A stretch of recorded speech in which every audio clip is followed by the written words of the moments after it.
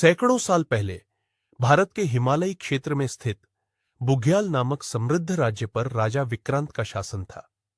राज्य अपनी सुंदरता, वीरता और समृद्धि के लिए प्रसिद्ध था, लेकिन राजा के विश्वासपात्र मंत्री कालसिंह के मन में लालच घर कर गया। उसने विश्वासघात कर राजा को मार दिया और राज्य को हड़प लिया। परंतु असली उत्तराधिकारी राजकुमार अद्विक उस समय महल में मौजूद था। कालसिंह को यह डर था कि जब तक अद्विक जीवित रहेगा तब तक उसका शासन सुरक्षित नहीं रहेगा। उसने अद्विक को मारने की साजिश रची, लेकिन उसकी मां रानी सौम्या किसी तरह अपने पुत्र को लेकर महल से भाग गई।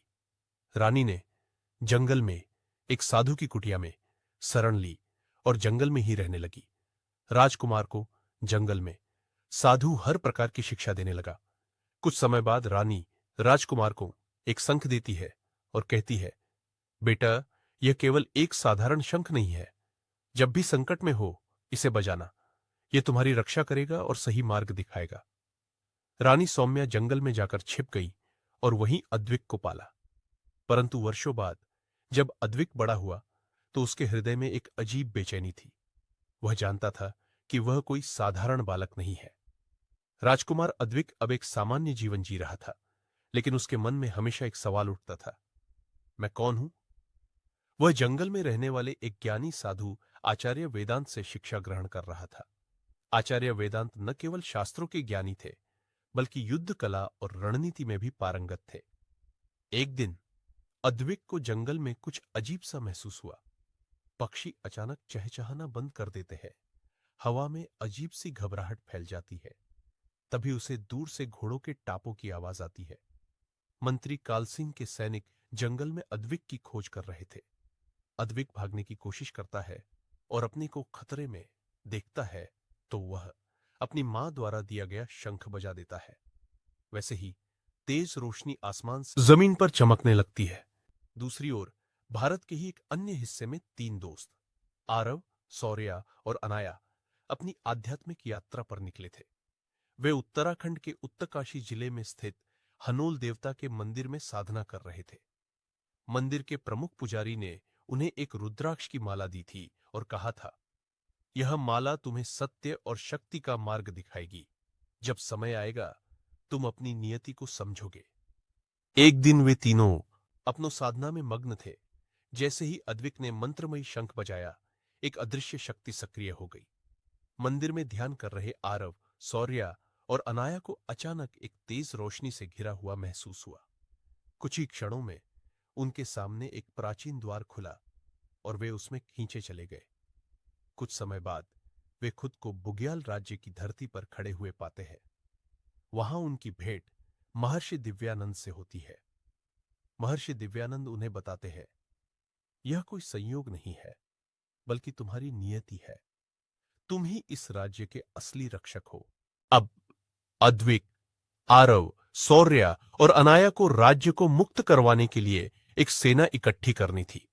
वे अलग अलग गांवों में जाकर बुग्याल के पुराने योद्धाओं को ढूंढते हैं। वीर योद्धा भीमसेन, जो अपने प्रहार से चट्टाने तक तोड़ सकता था। तांत्रिक तपस्विनी योगमाया, जो दिव्य ऊर्जा का प्रयोग करके शत्रुओं को हराने में सक्षम थी। रणधीर सिंह, एक चालाक और अनुभवी सैनिक, जो राज्य की गुप्त सुरंगों का जानकार था। धीरे धीरे विद्रोह की चिंगारी पूरे राज्य में फैलने लगी।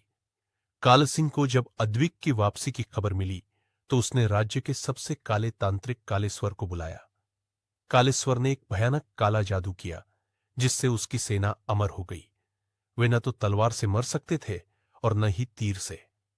जब इस बात का पता आरव, शौर्या और अनाया को चला तो वे तुरंत हनोल देवता के मंदिर के पुजारी के पास पहुंचे। पुजारी ने कहा, जो शंख राजकुमार के पास है वह मैंने ही रानी सौम्या को दिया था। अब समय आ गया है कि इस शंख की असली शक्ति का प्रयोग किया जाए। पुजारी ने समझाया कि यह शंख केवल सच्चे राजा के हाथों से बजने पर ही शक्ति प्रदान करता है। अब समय आ गया था निर्णायक युद्ध का। अद्विक, आरव, शौर्या और अनाया के नेतृत्व में बुग्याल की पुरानी सेना फिर से एकत्र हुई। हजारों नागरिक भी उनके साथ जुड़ गए। जैसे ही युद्ध शुरू हुआ, अद्विक ने शंख बजाया। अचानक एक प्रचंड ऊर्जा निकलकर पूरी काली सेना को नष्ट कर देती है। कालसिंह और कालेश्वर भागने की कोशिश करते हैं, लेकिन इस बार वे बच नहीं पाते। कालसिंह को आरव अपनी तलवार से हरा देता है और कालेश्वर तांत्रिक के जादू को योगमाया अपनी तांत्रिक शक्तियों से खत्म कर देती है। बुग्याल राज्य को फिर से स्वतंत्रता मिल जाती है। युद्ध के बाद अद्विक को पूरे राज्य की जनता द्वारा बुग्याल का नया राजा घोषित किया जाता है। राज्य में उत्सव मनाया जाता है और सभी आरव, शौर्य और अनाया को धन्यवाद देते हैं। लेकिन तीनों को पता था कि उनकी आध्यात्मिक यात्रा यही खत्म नहीं हुई है। वे फिर से एक नए मार्ग पर निकल पड़ते हैं, एक नई गूढ़ शक्ति की खोज में। और इस प्रकार बुग्याल में एक नया युग आरंभ होता है, सत्य, न्याय और समृद्धि का युग। दोस्तों, अगर आपको वीडियो अच्छी लगे तो सब्सक्राइब जरूर करें, इससे हमें प्रेरणा मिलती है। आपकी मदद के हम सदा आभारी रहेंगे।